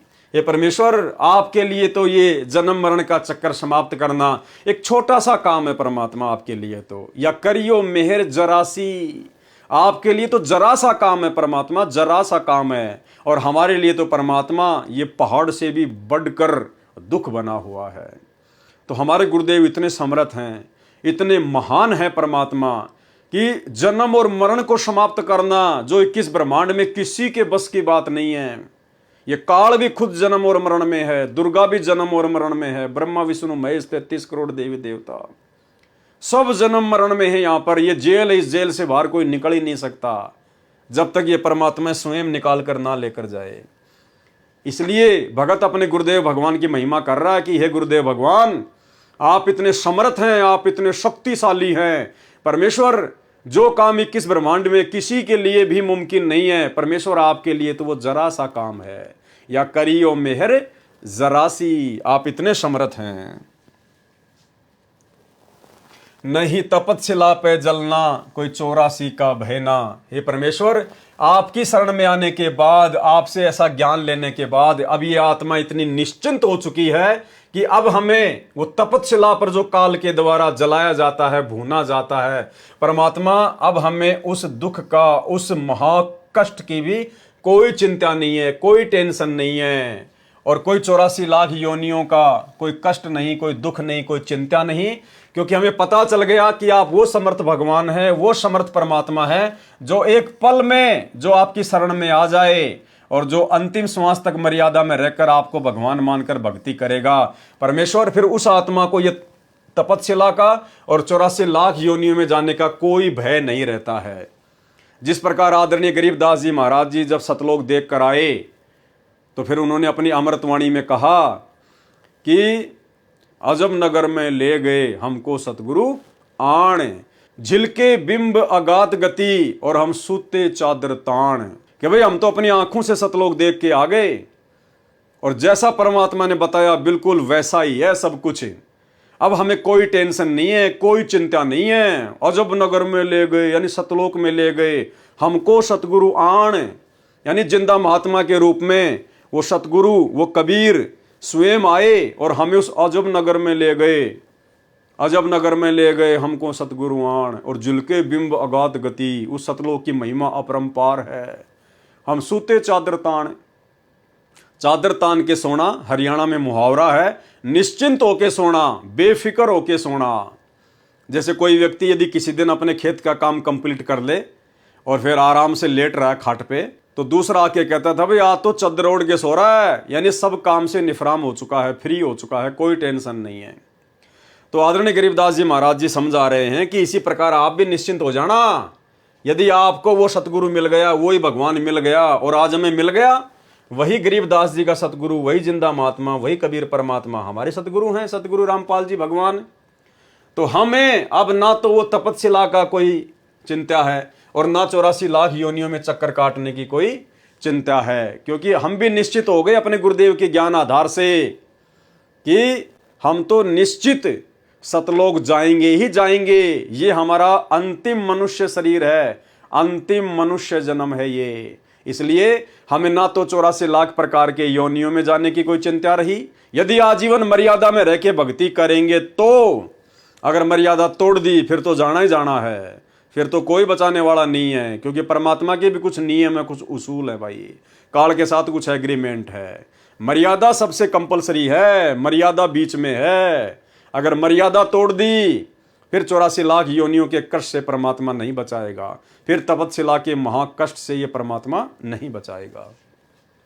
नहीं तपस्या पे जलना कोई 84 का भयना, रोग कट्या सुमेर समान, या गई तृष्णा खांसी। ये परमात्मा, ये सुमेर यानी पहाड़ जैसा ये कष्ट तपस्याकार 84 लाख योनियों का आपने एक पल में काट दिया मेरे मालिक, हमें अपनी शरण में लेके। या गई तृष्णा खांसी, तृष्णा खांसी यानी पहले इस बिना ज्ञान के, बिना तत्व ज्ञान के इस मन में खांसी की तरह जो इच्छाएं उठती थी, ये बना लूं, वो बना लूं, ये प्लाट ले लूं, वो प्लाट ले लूं, उसके लिए बना दूं, वहां सस्ता मिल रहा वो ले लूं, ये कार खरीद लूं, ये कोठी खरीद लूं। दुनिया भर की वो तृष्णाएं खांसी की तरह ये मन इस मानव शरीर में पैदा करता था, आदमी को एक सेकंड का चैन नहीं लेने देता था। अब परमेश्वर से तत्व ज्ञान मिलने के बाद और ऐसा समर्थ सतगुरु मिलने के बाद अब वो सारी इच्छाएं हर प्रकार की परमेश्वर ने एक झटके में समाप्त कर दी। अब यदि कोई इच्छा है, कोई तृष्णा है तो केवल सतलोक जाने की है, और कोई तृष्णा, कोई इच्छा नहीं है। रोग कट्या सुमेर समान, या गई तृष्णा खांसी। तुम्हें कहां ढूंढ के लाऊं, मैं तड़प तड़प रह जाऊं, आप गए अमर अस्तान, दई छोड़ तड़पती दासी। अब भाई और बहनों, ये जो लाइन है, ये जो लाइन है, ये लाइन हम सतगुरु रामपाल जी परमेश्वर जी के भक्तों ने नहीं बोलनी है। और हम सत्सेवकों ने जो नई भक्ति बोध पुस्तक छपवाई है, हमने उस भक्ति बोध पुस्तक से इस लाइन को परमानेंट हटा दिया है। हम इस लाइन को नहीं बोलते, नई वाली भक्ति बोध में ये लाइन हमने बिल्कुल हटा दी है। और इसीलिए सतगुरु रामपाल जी परमेश्वर जी ने इस शब्द का सरलार्थ नहीं किया, जानबूझकर आप और हमारी कॉमन सेंस के ऊपर छोड़ दिया परमात्मा ने। तुम्हें कहां ढूंढ के लाऊं, मैं तड़प तड़प रह जाऊं। कौन कह रहा है? सतगुरु रामपाल जी परमेश्वर जी कह रहे हैं। किस आधार से कह रहे हैं? एक भगत की भूमिका में कह रहे हैं। किसके लिए कह रहे हैं? अपने मुंह बोले गुरुदेव आदरणीय रामदेवानंद जी के लिए कह रहे हैं। उनके शरीर छोड़ने के बाद कह रहे हैं, उनके सतलोक जाने के बाद कह रहे हैं। क्या कह रहे हैं? तुम्हें कहां ढूंढ के लाऊं, यानी हे गुरुदेव भगवान, मैं आपको कहां से खोज के लाऊं? मैं तो आपकी याद में, आपकी फिक्र में, आपकी चिंता में तड़प तड़प रह जाऊं, तड़प तड़प रह जाऊं। तो भाई हमें अपने गुरुदेव को ढूंढने की आवश्यकता कहां है? पहली बात तो हमारे गुरुदेव हमारे साथ में पल पल शब्द रूप में पल पल साथ हैं, वो हमसे दूर कभी होते ही नहीं। अगर भगवान हमसे दूर हो गए, अगर गुरुदेव भगवान एक सेकंड के लिए भी हमसे दूर हो गए तो काल बैठ जाएगा, भक्ति नहीं करने देगा, कुबद सोचेंगे, कुबद कुविचार उत्पन्न होंगे, हम भक्ति कर ही नहीं पाएंगे। अगर हमारे गुरुजी हमसे आज दूर हो जाएं एक पल के लिए भी, तो काल तो मौका देख रहा तुरंत, कब मैं और कैसे इस आत्मा में मैं प्रवेश करूं, कैसे इसके अंदर मैं अपने कुविचार डालूं, कुप्रेरणा करूं ताकि ये भक्ति से हटे। तो पहली बात तो सतगुरु रामपाल जी परमेश्वर जी शब्द रूप में अपने प्रत्येक सच्चे भगत के साथ में, उसके हृदय में विराजमान है। दूसरी बात, सतगुरु रामपाल जी भगवान शारीरिक रूप में भी आप और हमारे समक्ष हैं। शारीरिक रूप में भी धरती पर प्रकट है हमारे पूज्य गुरुदेव भगवान के रूप में। तो शब्द रूप में और शारीरिक रूप में, दोनों ही रूप में हमने अपने गुरुदेव भगवान को खोजने की जरूरत नहीं है, ढूंढने की जरूरत नहीं है। हमारे परमात्मा हमारे पास में है, यदि हम उनके द्वारा बताई गई भक्ति को मर्यादा में रह के कर रहे हैं तो ये जो वाणी है, ये सतगुरु रामपाल जी परमेश्वर जी ने एक भगत की भूमिका में अपने मुंह बोले गुरुदेव आदरणीय रामदेवानंद जी के शरीर छोड़ने के बाद सन 1997 में उन्होंने शरीर छोड़ दिया था। उनके शरीर छोड़ने के बाद में सतगुरु रामपाल जी ने यह शब्द लिखा है, यानी उनके जानने के बाद, उनके इस पृथ्वी लोक से जानने के बाद। तो अब इस लाइन को हम क्यों बोले, ये हमारे लिए नहीं है। हमारे गुरु जी तो हमारे समक्ष हैं, शब्द रूप में पल पल साथ हैं, और शारीरिक रूप में अपने मिशन को पूरा करने के लिए हिसार की छोटी जेल में बैठे हुए हैं। तो हम ये शब्द नहीं बोल सकते यहां पर कि तुम्हें कहां ढूंढ के लाऊं, मैं तड़प तड़प रह जाऊं। क्यों भाई, अगर ढूंढना भी है तो जाओ हिसार जेल में, अगर किसी ने ढूंढना भी है तो चले जाओ हिसार जेल में। सबको पता है हिसार जेल में बैठे हुए हैं, तो ढूंढने की जरूरत कहां है, मालूम है कहां बैठे हुए हैं। ढूंढा तो उसको जाता है जिसका पता ना हो कि वो कहां चला गया, जो मिल ही नहीं सकता उसको ढूंढा जाता है, जबकि हमें तो पता है ढूंढने की जरूरत ही नहीं है। ढूंढा उसको जाता है जो गुम जाता है। तो हमारे गुरुदेव कहां गुमे, सबको पता हिसार जेल में बैठे हैं। अगर ज्यादा ही मिलने की इच्छा हो रही है तो जाओ हिसार जेल में मिलके आ जाओ। ये बात बोलने की आवश्यकता कहां पड़ गई।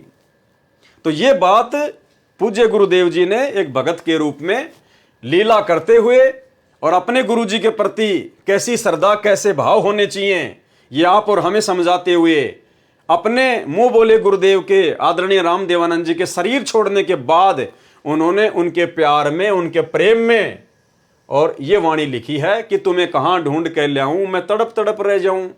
आप गए अमर स्थान, आप कहां चले गए, आप सतलोक चले गए, अमर स्थान को चले गए। अरे हमारे गुरुदेव तो हिसार जेल में बैठे हैं भाई, और शब्द रूप में पल पल हमारे साथ में, कहां चले गए।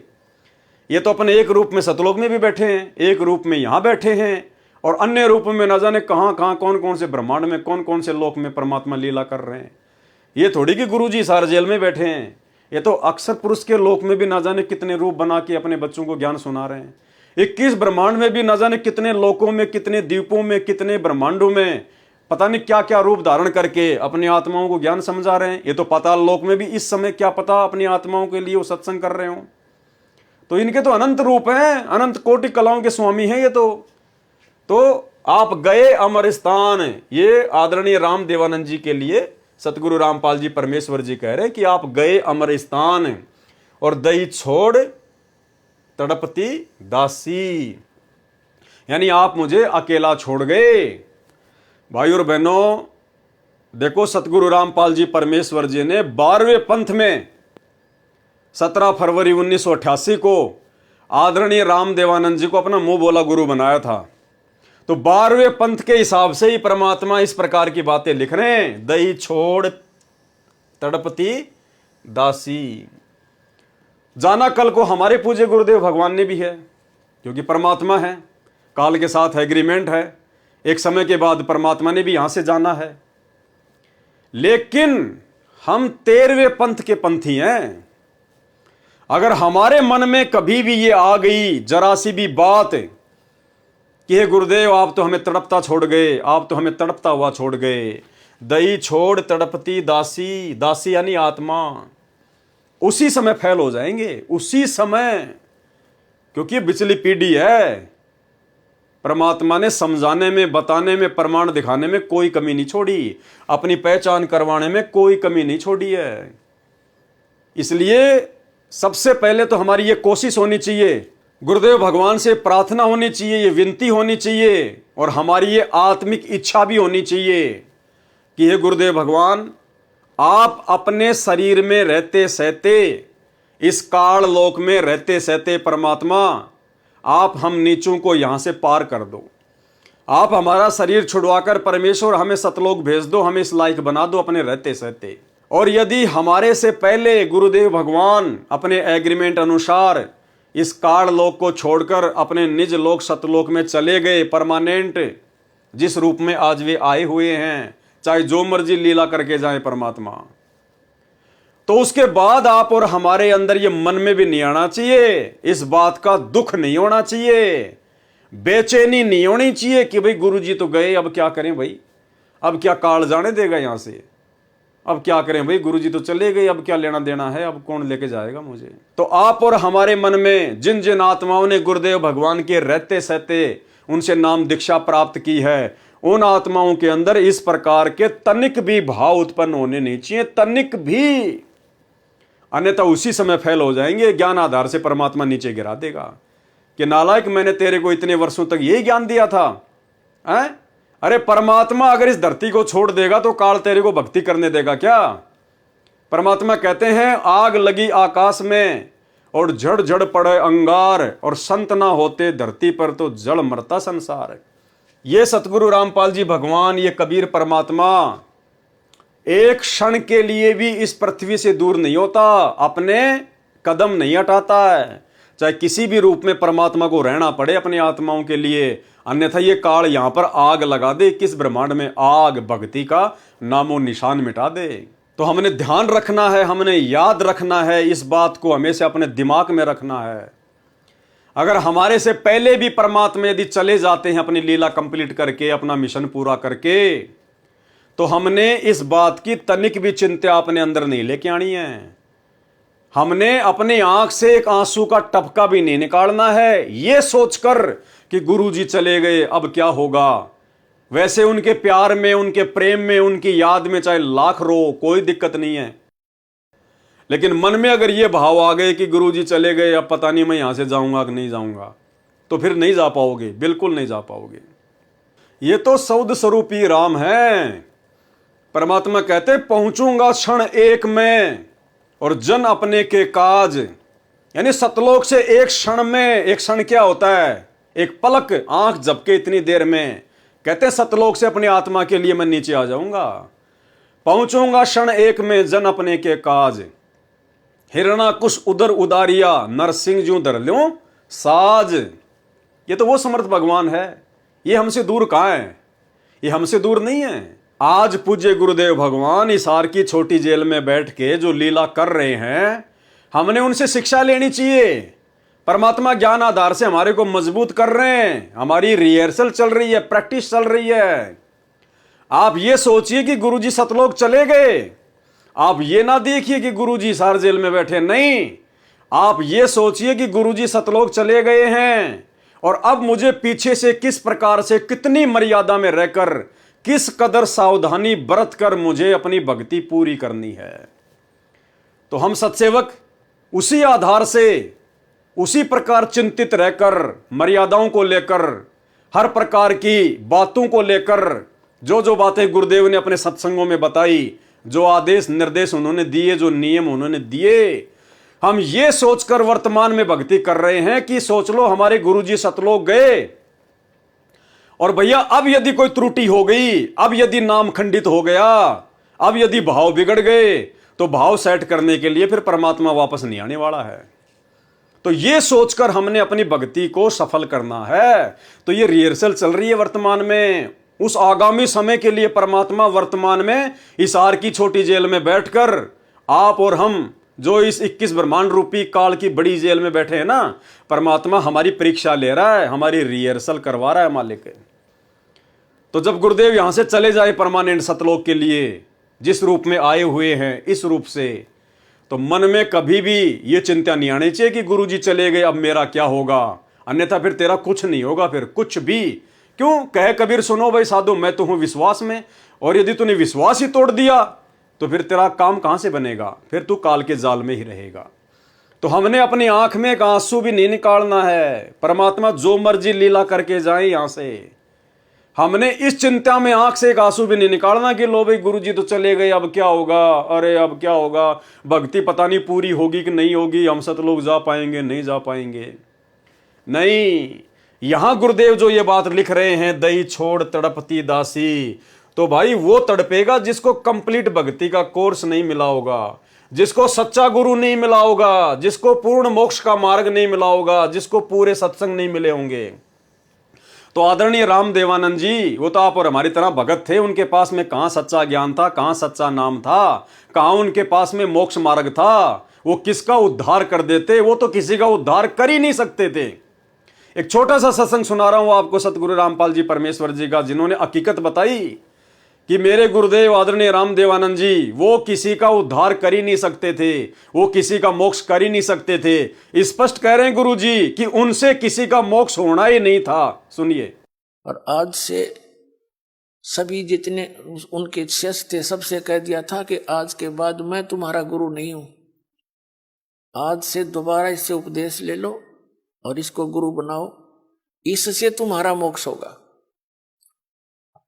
अब यह बात भी नहीं हमारे गले उतरे थी कि उन तो मौज है उनकी।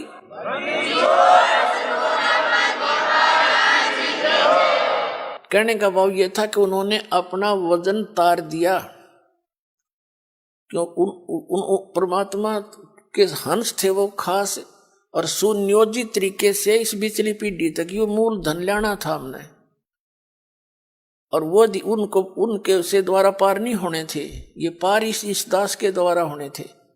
इसलिए उन्होंने अपना पल्ला झाड़ दिया और अपना वजन कति खत्म कर दिया। मैं तुम्हारा गुरु नहीं हूं, अब ये है वो गुरु जिसकी तुम्हें आवश्यकता है।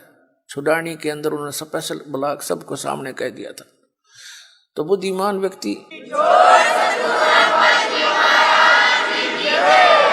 तो भाई और बहनों, बात समझ में आ रही होगी आपको धीरे धीरे कि मुंह बोला गुरु क्या होता है। मुंह बोला गुरु होता है लोक दिखावे में अपना गुरु बनाना। तो सतगुरु रामपाल जी परमेश्वर जी ने, जो कि स्वयं कबीर परमात्मा है और 650 साल पहले की तरह लीला करते हुए इन्होंने आदरणीय राम देवानंद जी को अपना मुंह बोला गुरु बना रखा था। तो 12वें पंथ में वो पूरा ज्ञान नहीं था, 12वें पंथ में कंप्लीट मोक्ष मार्ग वाला ज्ञान नहीं था। उस आधार से परमात्मा ये लीला कर रहे, भूमिका करते हुए लिख रहे हैं। लेकिन हम तो 13वें यथार्थ कबीर पंथ के पंथी हैं। पूर्ण ब्रह्म परमेश्वर सतगुरु रामपाल जी परमेश्वर जी के भगत हैं। उन्होंने अनमोल तत्व ज्ञान दे दिया, भक्ति का कंप्लीट कोर्स दे दिया, नहीं दिया तो दे के जाएंगे, उससे पहले जाने वाले नहीं हैं। ये परमेश्वर अपने जिस काम के लिए धरती पर प्रकट होता है उसको पूरा करके जाते हैं, उसको कोई रोक नहीं सकता। तो कंप्लीट कोर्स दे के जाएंगे परमात्मा। उसके बाद हमने तो भक्ति करनी है उसी उमंग के साथ, ये सोचकर कि परमात्मा पल पल हमारे साथ में है। जैसे आज हम सत्सेवक वर्तमान में अपने गुरु जी को घर पर ही प्रकट करके ज्ञान को आधार बनाकर, घर को आश्रम बनाकर, गुरु को भगवान मानकर शब्द रूप में मालिक के घर घर में बैठ लग गए, परमात्मा को भोग लग रहा है। क्या हमें कोई चिंता है? हमें कोई टेंशन है? क्या परमात्मा ने किसी भी सच्चे सत्सेवक के ऊपर कोई आपत्ति आने दी, कोई समस्या आने दी? अरे थोड़ा बहुत जो नकली सत्सेवक है परमात्मा उस पर भी आपत्ति नहीं आने दे रहे। क्यों? क्योंकि आपने गुरु जी को शब्द रूप में मान लिया, आपने गुरु जी को भगवान मान लिया, परमात्मा मान लिया। और उधर सतलोक आश्रमों में देखो आए दिन लाशें उठती हैं, आए दिन लाशें। उनके सत्संगों में जाने वाले एक्सीडेंट होके मर रहे हैं, 12-12 भगत एक साथ। कभी कोई स्कॉर्पियो पलटी खा रही है, कभी कोई बस पलटी खा रही है, कभी कोई बीमारी से मर रहे हैं, कोरोना में हजारों मर गए। क्यों मर रहे हैं? क्योंकि उन्होंने अब अपने गुरु को भगवान नहीं माना।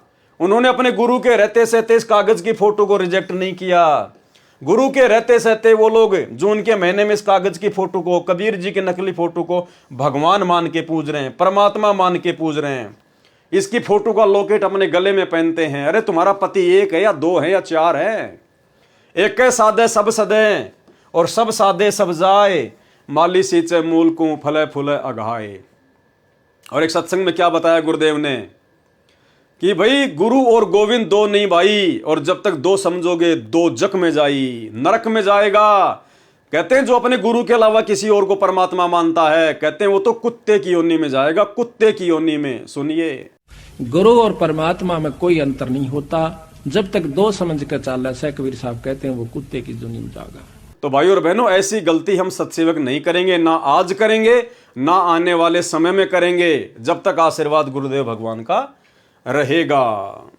तो तुम्हें कहां ढूंढ कर लाऊं, मैं तड़प तड़प रह जाऊं, और आप गए अमर स्थान, दई छोड़ तड़पती दासी। तो ये लाइन हम सतसेवकों ने नहीं बोलनी है, और हमने जो भक्ति बोध छपवाई है उसमें से हमने इस लाइन को बिल्कुल हटा दिया है, क्योंकि ये हमारे लिए नहीं है। इसीलिए परमात्मा ने इस शब्द का अनुवाद नहीं किया, इस शब्द का सरलार्थ नहीं किया, क्योंकि ये आप और हमारी कॉमन सेंस की परीक्षा है। अब सबके लास्ट में क्या वाणी है?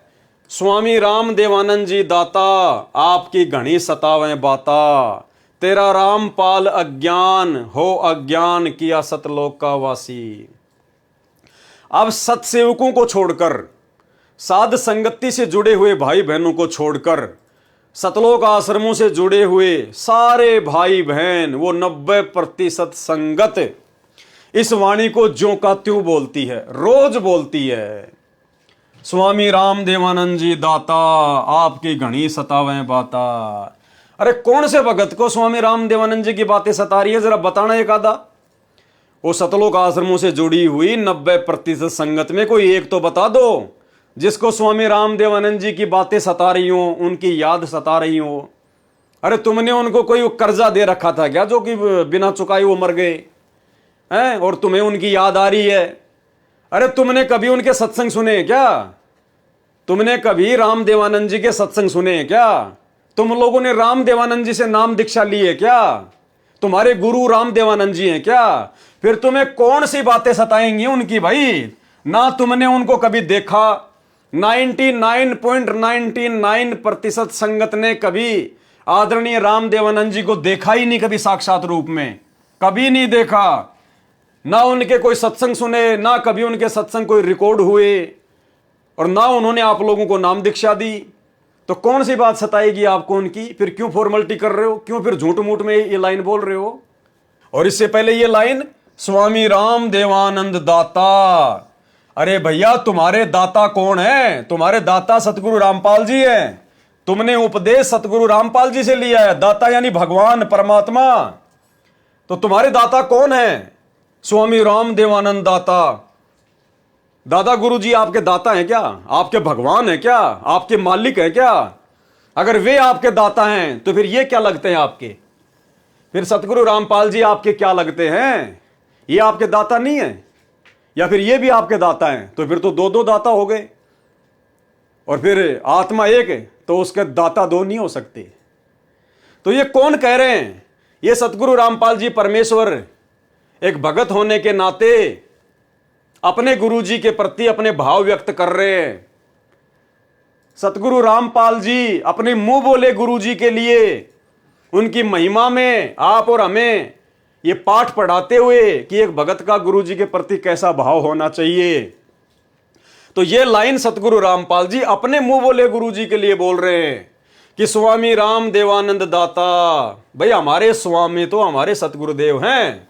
हमने जिनकी शकल ही नहीं देखी वो हमारे स्वामी कैसे हो गए? वो हमारे दाता कैसे हो गए?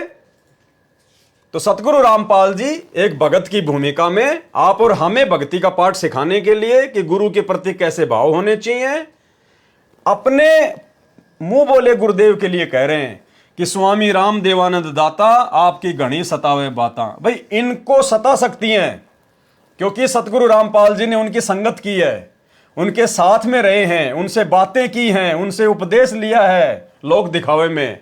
तो सतगुरु रामपाल जी कह सकते हैं कि आपकी घनी सतावे बाता। बाकी संगत को क्यों सताएंगी भाई?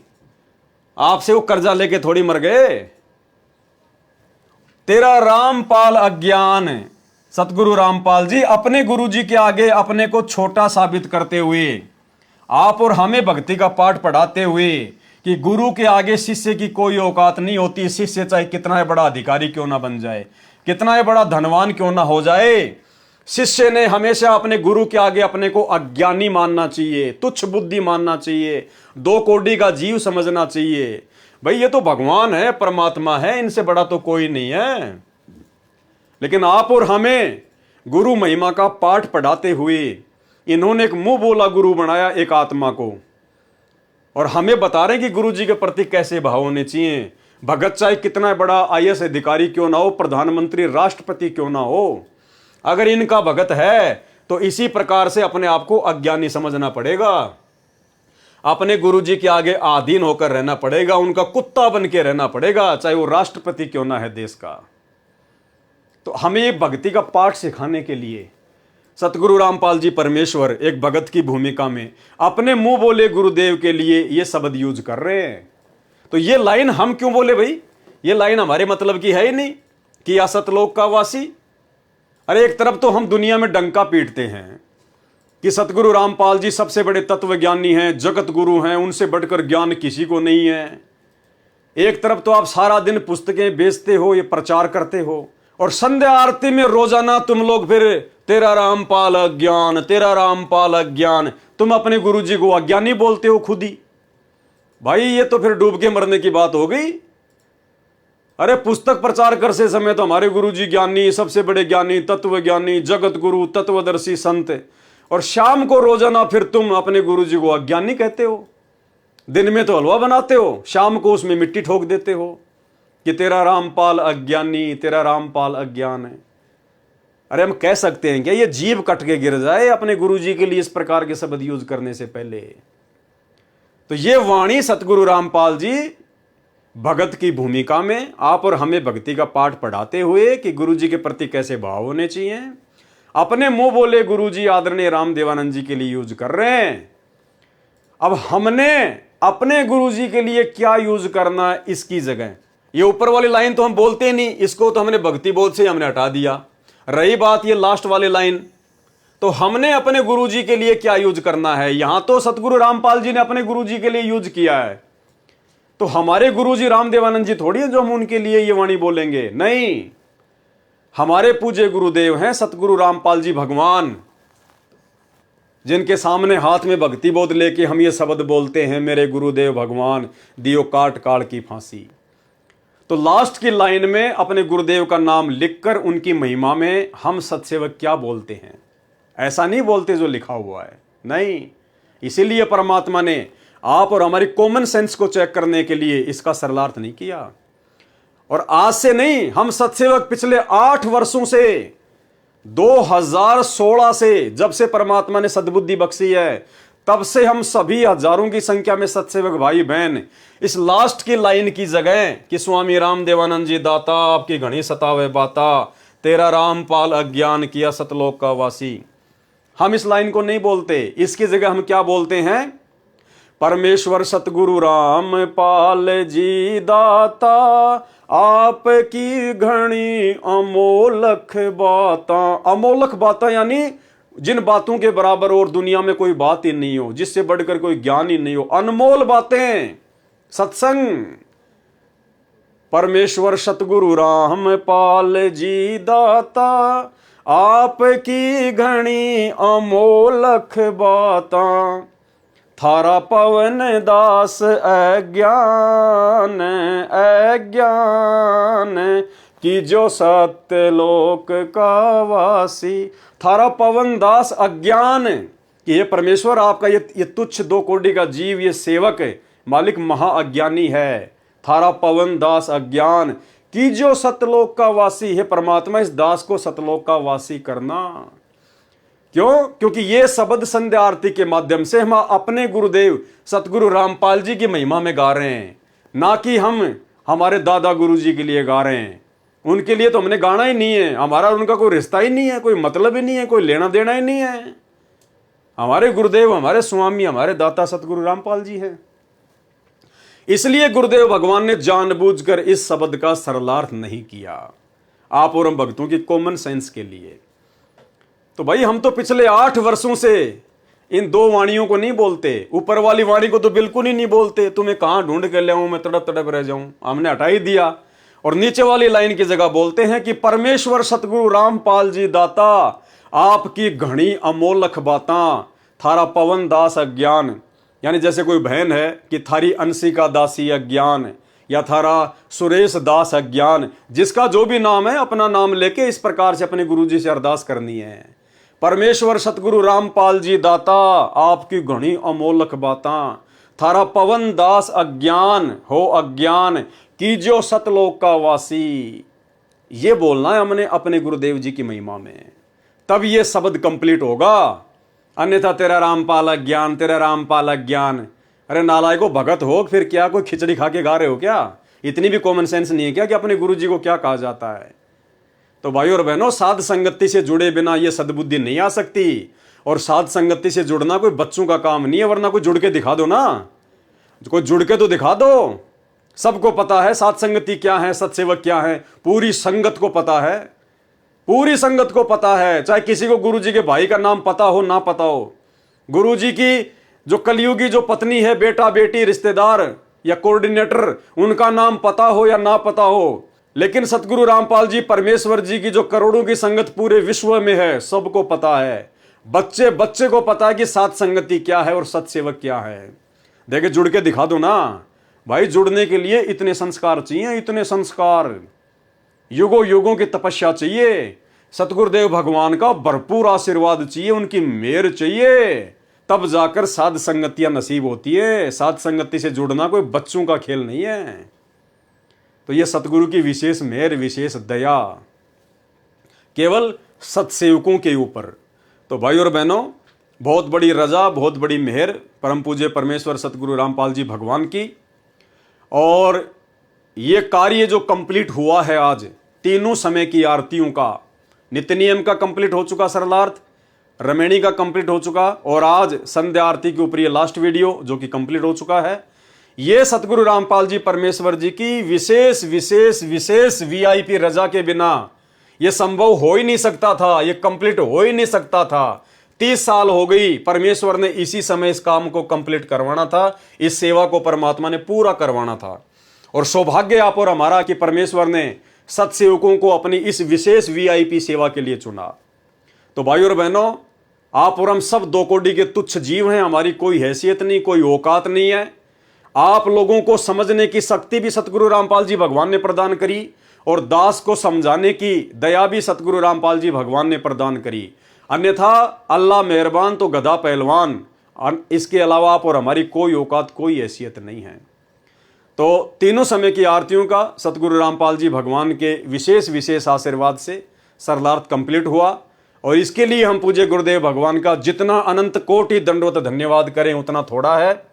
हे परमपिता परमात्मा, हे सारी सृष्टि के रचनहार, हे कुल मालिक सतगुरु रामपाल जी परमेश्वर, अल्लाहु अकबर, आप जी इसी प्रकार से अपने सत्सेवक बच्चों पर परमात्मा इसी प्रकार से अपनी मेहर, अपनी दया दृष्टि, अपनी कृपा दृष्टि, अपनी रजा बनाए रखना परमात्मा। आपके आशीर्वाद के बिना परमात्मा हम एक कदम भी भक्ति मार्ग पर ज्ञान आधार से आगे नहीं चल सकते। हे परमेश्वर, आपने लाखों करोड़ों की संगत में से अपने हीरो मोती लाल छांट के साथ संगति से जोड़े हैं। यह आपकी विशेष विशेष मेहर है परमात्मा, और आपकी विशेष मेहर परमात्मा अंतिम श्वास तक इसी प्रकार से बनी रहे। आपका आशीर्वाद हम तुच्छ जीवों के शीश पर इसी प्रकार से बने रहे परमेश्वर। बस हमारी यही इच्छा, यही हमारी कामना है। यदि आप खुश हैं तो परमात्मा फिर भक्ति में कोई बाधा नहीं है। तो भाइयों और बहनों, इसी स्तुति के साथ में, इसी प्रार्थना के साथ में, और आज हम सतगुरुदेव भगवान से आशीर्वाद प्राप्त करेंगे। लास्ट में परमात्मा का जयकारा लगाएंगे, परमात्मा का धन्यवाद करेंगे। बंदी छोड़ सतगुरु रामपाल जी भगवान की जय हो।